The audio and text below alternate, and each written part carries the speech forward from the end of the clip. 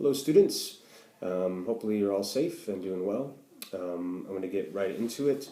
W.B. Yeats, one of the most famous poets of the 20th century, and famous for a number of reasons. Make sure you watch that biography of him, that short video, YouTube video, to learn more about him. But one of the reasons he's very famous is he was a very diverse poet, so he could write about a number of different themes, and I think that you'll see that in the 3 poems that you guys read this week. I just want to give you guys some tips and some thoughts to help you with your own reading. So I'm not going to read through all the poems; they're longer, and I only have a kind of a limited amount of time that I can speak and create a video that is able to attach to Google Classroom. The Lake Isle of Innisfree is your first poem, and that's a kind of a simple but lovely nature poem. So I want you guys to think about the importance of nature to the narrator. The first 2 stanzas really just kind of describe this place, the Lake Isle of Innisfree, and how beautiful it is and how lovely it is. You get to the last stanza, notice the importance that the narrator stresses about this place to him. I will arise and go now, for always night and day I hear lake water lapping with low sounds by the shore. While I stand on the roadway or on the pavement's gray, I hear it in the deep heart's core. So when he's standing on the roadway or on the pavement's gray at the end, you can imagine him in a city or a town very far from this Lake Isle of Innisfree, but he hears it calling to him in his deep heart's core. So just think about the nature or the relationship that the narrator has to this place, this place of nature, the Lake Isle of Innisfree. Okay. Adam's Curse. So right away the title is an allusion to the Bible. Adam and Eve ate from the tree in the Garden of Eden, the fruit, and after they eat that fruit they're banished from Eden, so they're banished from their paradise, and they're forced for the rest of their lives through God's curse on them to labor, toil, sweat, suffer pain. Okay, so he's alluding to that. The poet's alluding to that with the title Adam's Curse. So a couple things to keep in mind. The first part of the poem, first that's going to be centered on 3 people, a man and 2 women that are sitting with each other, but really it's this man talking to one particular woman. They have a dialogue back and forth. In the first part of the poem, the first stanza, the poet is going to describe for him how difficult it is to make poetry look good, or make art in general look good or look easy.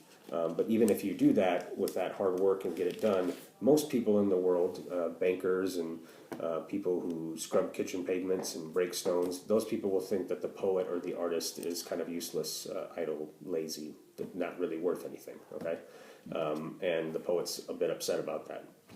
In the stanza after that, you'll hear a response from the woman that the poet's talking to. And the woman's going to say, but being a woman, I actually know what it is to labor too. I have to labor just to look beautiful.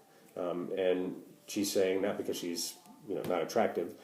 She's just saying that women have to, at this time that they're writing to, it could be true today as well, but women are they're striving through this labor to make themselves look beautiful for others.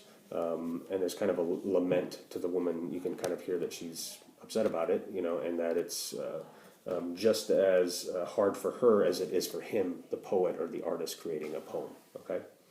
And then when you get to the last 3 stanzas, really look at, he's going to switch into the relationship between maybe these 2, the poet and the woman. And you'll see again more images and lines that are discussing just how difficult love is in general. There's a stanza, the 3rd to last one, where he talks about how people can read it from books and beautiful old books, read about romance from beautiful old books, but when it comes to the reality of it, it becomes much more difficult. There's labor and work involved in this love. So think about the nature of poetry, the nature of art. You have to make it look easy, but it's hard to do. Just beauty in general, like when the woman's talking about the beauty that she has to make herself look, she has to make it look natural and easy, but there's a lot of work that goes into it. And then the nature of a romantic relationship too. You can read about, romance in books and things like that, or watch a romantic comedy. In today's day, you got to watch a romantic comedy, but after the happy ending, there's still all the work and the labor that goes into making a really meaningful relationship. Okay, So think about those things as you read through Adam's Curse. And then finally, the Second Coming. This is going to be Yeats's apocalyptic type poem. So he's writing this it's kind of the aftermath of World War I. He's kind of looking back at it, but he's thinking about wars in general and the 20th century in general, and he's not very hopeful. Although he will, in other poems, he's more of a mystic and more spiritual, and he is hopeful. In this poem, he was definitely in a mood where he didn't see any kind of hope. So the first two lines of the poem, turning and turning in the widening gyre, the falcon cannot hear the falconer. Those can be confusing. You can Google what he means by the gyre. It's his theory about history. I would concentrate more on when you get to the third line. He's just talking about how everything's falling apart. So things fall apart. The center cannot hold. Mere anarchy is loosed upon the world. The blood-dimmed tide is loosed. So this war and blood. Everywhere the ceremony of innocence is drowned. The best lack all conviction, while the worst are full of passionate intensity. I like that line, the best lack all conviction. A lot of times intelligent people or people that really could be of service or do good in the world are too cynical and they won't do anything, while sometimes the worst types of people are the ones that are really passionate and try to do something and help others work in the government or something like that. Think about passionate people who are really angry all the time. The best lack all conviction, while the worst are full of passionate intensity. And then the last stanza here, surely some revelation is at hand, surely the second coming is at hand. So he sees all this bleakness in the world, how the center can't hold, or things are falling apart, there's anarchy in the world. He's hoping that some revelation is at hand, the second coming. Second coming would be another allusion to the Bible, thinking about Christ's return, second coming, to bring peace again to the world. But in Yeats's poem, in this particular poem, he's not seeing the second coming as anything but something terrible. So, second coming, hardly those words out when a vast image out of Spiritus Mundi, so that Spiritus Mundi just means a spiritual image, spiritual force, troubles my sight. Somewhere in sands of the desert, a shape, so that he's going to see this weird image in his mind that's coming, that's the image of the second coming. Somewhere in the sands of the desert, a shape with lion body and the head of a man, a gaze blank and pitiless as the sun is moving its slow thighs, while all about it real shadows of the indignant desert birds. The darkness drops again, but now I know that 20 centuries of stony sleep were vexed to nightmare by a rocking cradle, and what rough beast, its hour come round at last, slouches towards Bethlehem to be born. So this weird image of a man with a gaze that's as pitiless as the sun, showing no pity or remorse. It has a lion's body. It's slouching through like the desert sand, like vulture-like birds, or in their shadows are flying around it.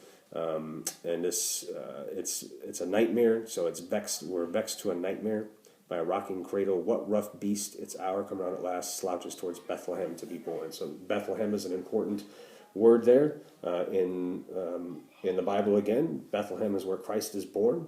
So now he's saying, though, that there's going to be a new Bethlehem, but instead of maybe, the Christ child, you have what he sees, at least in this poem again, is something really negative. So this poem is really famous, I think, because anytime there's a really catastrophic things, or you feel like your government is terrible, or your society is terrible, or something like that, this poem can kind of, support your feelings of anger. And those times when you feel like there's no hope. Okay, but again, Yeats elsewhere has lots of hope and writes beautiful poetry, spiritual and mystical poetry. So again, he's very diverse. So he could write all kinds of different types of poems, and I think you can see that from the 3 poems that you guys will read this week: Lake Isle of Innisfree, Nature, Adam's Curse, Appearance and Reality, Love and Poetry, and Beauty, and then the Second Coming, this very apocalyptic type poem. Okay, hopefully that information can just help you guys as you read. You can Google about these poems and look up other people's thoughts about them too to help you out. Make sure you're answering all the questions this week so you get full credit. And I hope you guys enjoy reading, and I look forward to hearing your thoughts. All right, thank you. Stay safe.